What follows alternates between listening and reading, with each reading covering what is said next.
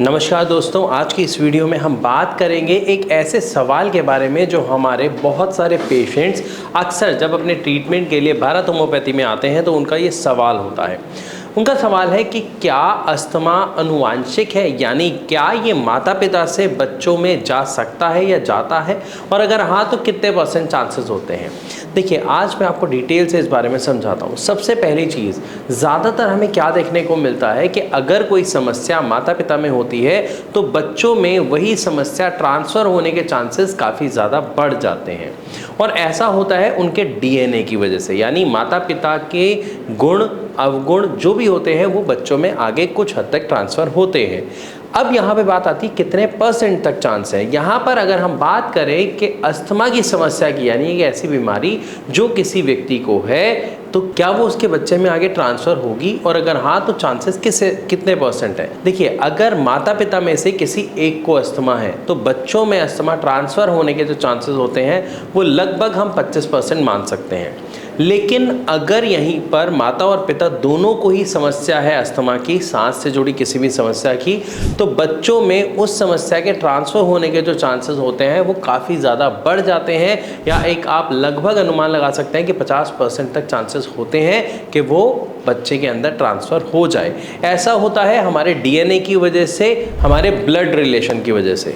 लेकिन यहाँ पर एक और सवाल है कि क्या कोई तरीका है जिससे हम अपने बच्चों को बचा सके इस समस्या से। तो इसका जवाब है जी हाँ, बिल्कुल है। उसके लिए आपको कुछ चीज़ें समझनी पड़ेंगी। देखिए, जो चीज़ें हमारे DNA के थ्रू ट्रांसफ़र हो रही हैं, यानी जो हमारे खून से ही हमारे बच्चों में जा रही है, वो चीज़ें हम नहीं बदल सकते हैं। उसके अलावा आप सही प्रिकॉशंस लेके कुछ ऐसी चीज़ों पर ध्यान देके जो आपने अपने समय पर नहीं दिया, अपने बच्चों को अस्थमा की समस्या से बचा सकते हैं। और मैं ऐसा क्यों कह रहा हूँ, मैं आपको डिटेल से समझाता हूँ। अगर हम अस्थमा की बात करें तो यहाँ पर अडल्ट और बच्चे में एक फ़र्क होता है। बच्चे का इम्यून सिस्टम डेवलप हो रहा होता है, इसीलिए उसके जो चांसेस हैं अस्थमा ट्रिगर होने के वो काफ़ी ज़्यादा बढ़ जाते हैं। अब अस्थमा ट्रिगर किससे होता है, वो ट्रिगरिंग पॉइंट हमें जो मोस्ट कॉमन है उसका ध्यान रखना है, जो ज़्यादातर हमें पेशेंट्स में देखने को मिलता है। सबसे पहले आपको क्या करना है, आपको अपने घर का एटमॉस्फेयर क्लीन रखना है, हवा क्लीन रखनी है। लेकिन कैसे, क्योंकि आपके दिमाग में आ रहा होगा ये तो हम वैसे भी रखते हैं, घर साफ़ सुथरा रखते हैं। ध्यान दें कि क्या आपके घर के पर्दे रेगुलर साफ़ होते हैं, क्या उनकी धुलाई रेगुलर होती है या नहीं। क्योंकि पर्दे ऐसी चीज़ है जो हमें दिखने में अक्सर साफ दिख रहे होते हैं, लेकिन आप खुद सोचिए जब आप हर रोज़ अपने घर की डस्टिंग करते हैं तो आपको कितनी मिट्टी दिखाई देती है। अगर आप 2 दिन डस्टिंग ना करें तो हमारे घर के सामान पर कितनी मिट्टी जमा हो जाती है। वही मिट्टी जब पर्दों पे इकट्ठी हो रही होती है आपको दिखाई नहीं देती है, और ये धूल के कण जब सांस के द्वारा हमारे बच्चों में अगर चले जाते हैं और माता पिता में से किसी को भी अस्थमा है तो उस कंडीशन में अस्थमा ट्रिगर होने के चांसेस बहुत ज़्यादा बढ़ने के चांसेस होते हैं। तो सबसे पहले हमने ये समझ लिया कि हमें क्या करना है, पर्दों की सफाई रेगुलर करनी है। इसके साथ साथ आपको एक चीज़ का ख्याल और रखना है कि जो बेडशीट यानी जो चादर आप अपने बेड पर बिछाते हैं, जहाँ पर ख़ास तौर पर बच्चे सोते हैं, उस चादर को टाइम टू टाइम वॉश करें। ज़्यादा दिन तक, ज़्यादा समय तक एक चादर को बिछा ना रहने दें। जब आप उस चादर को धो रहे हैं तो कोशिश करें कि आप उसको गुनगुने पानी में वॉश करें, ताकि उसके सारे बैक्टीरिया और डस्ट पार्टिकल्स निकल जाएं, और हमारे बच्चों में जो चांसेस बनते हैं अस्थमा ट्रिगर होने के वो चांसेस बिल्कुल ना बने। इन 2 पॉइंट्स के बाद हम तीसरे पॉइंट पे आते हैं। अक्सर देखा जाता है बहुत सारे घरों में पेट्स रखे जाते हैं या पाले जाते हैं, उनको शौक होता है। जैसे हम एक एग्जाम्पल ले सकते हैं, चाहे डॉग हो या कैट हो, और इनके साथ एक छोटी सी समस्या होती है। मौसम के बदलाव के साथ ये इनका एक टाइम आता है जब इनका जो फर है वो झड़ता है, यानी इनके बाल निकलते हैं, बाल झड़ते हैं। वो बाल एक बहुत बड़ा कारण होता है या कारण बन सकता है बच्चों में अस्थमा ट्रिगर होने का। तो हमें क्या करना है, हमें अपने पेट्स को थोड़ा सा लिमिट कर देना है। लिमिट कैसे करना है, हमें उनका दायरा कि जहाँ पर वो रहे, जहाँ पर वो बैठे, वो बांध देना है। उनको अपने बेडरूम तक, उस जगह तक जहाँ पर आप ज़्यादातर समय बिताते हैं, सोते हैं, बैठते हैं, वहाँ तक उन्हें नहीं लाना है, क्योंकि ये आपके बच्चों में अस्थमा को ट्रिगर कर सकता है।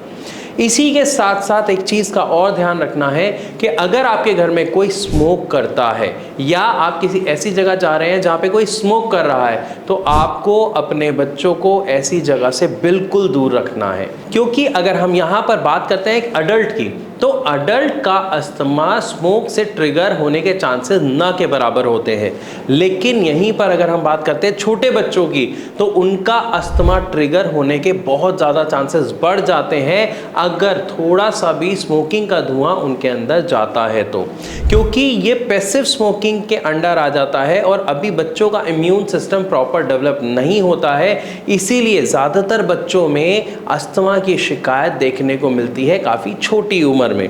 तो हमें यहाँ पर ध्यान रखना है ज़्यादा धुएं वाली जगह, ज़्यादा पॉल्यूशन वाली जगह और इवन जहाँ पर कोई स्मोक कर रहा हो ऐसी जगह उन्हें नहीं लेके जाना है, और अगर आप कहीं ऐसी जगह है तो आपको वहाँ से दूर चले जाना है। इन सब के साथ साथ हमें एक चीज़ पर ध्यान और देना है। हम सब जानते हैं बच्चों को खेलने में बड़ा मज़ा आता है, वो बहुत सारी एक्टिविटीज़ में पार्टिसिपेट करते हैं, लेकिन ऐसे बच्चे जिनको अस्थमा है या जिनके पेरेंट्स को अस्थमा है और उनमें आने के चांसेस काफ़ी ज़्यादा हैं, तो वहाँ पर उनको ऐसी एक्टिविटी में पार्टिसिपेट नहीं करना जो बहुत ज़्यादा विगरस है, यानी जैसे रनिंग करना या भाग के कोई गेम खेलना, क्योंकि उससे अस्थमा ट्रिगर होने के चांसेस बढ़ जाते हैं। इसके अलावा आप उनको कुछ और एक्टिविटीज़ जैसे स्विमिंग या जॉगिंग या डांसिंग, ऐसी चीज़ों के लिए आप उन्हें पुश कर सकते हैं या आप उनकी मदद कर सकते हैं। इन सब के साथ साथ यहाँ पर अब जो मेरा नेक्स्ट और लास्ट पॉइंट है वो स्पेशली सभी माँओं के लिए है। जितनी भी लेडीज़ ऐसी होती हैं जिनके बेबी अभी बॉर्न हुए हैं या जिनके बेबी 1 या 1.5 साल तक के हैं, मैं उनसे रिक्वेस्ट करूँगा वो ज़्यादा से ज़्यादा अपने बच्चों को फीड कराएं, क्योंकि ब्रेस्ट फीडिंग के अंदर बहुत सारे गुण होते हैं, ये हम सब जानते हैं, लेकिन एक ऐसा भी गुण होता है जो उसके इम्यून सिस्टम को बहुत स्ट्रॉन्ग बनाता है और साथ ही साथ बच्चे को अस्थमा से बचाने के लिए वो इम्यून सिस्टम बहुत ज़्यादा ज़रूरी होता है। तो इन सभी पॉइंट्स पर अगर आप ध्यान देंगे तो आप अपने बच्चों को अस्थमा जैसी समस्या से बचा पाएंगे। फिर भी अगर आपका कोई सवाल है या आपके बच्चे को अस्थमा की समस्या है तो उसमें क्या करना चाहिए या क्या नहीं करना चाहिए, क्या डाइट लेनी चाहिए, ऐसा कोई भी सवाल अगर आपके मन में है तो आप हमें कमेंट करके अपना सवाल हम तक पहुंचा सकते हैं, या फिर आपको एक सिंपल सा काम करना है, नीचे दिए गए नंबर पे अभी कॉल करना है। भारत होम्योपैथी के डॉक्टर सदैव आपकी हेल्प के लिए रेडी रहते हैं। तो इसी के साथ अब मैं चलने की इजाज़त चाहूँगा। मिलूंगा अपनी अगली वीडियो में, तब तक के लिए नमस्कार।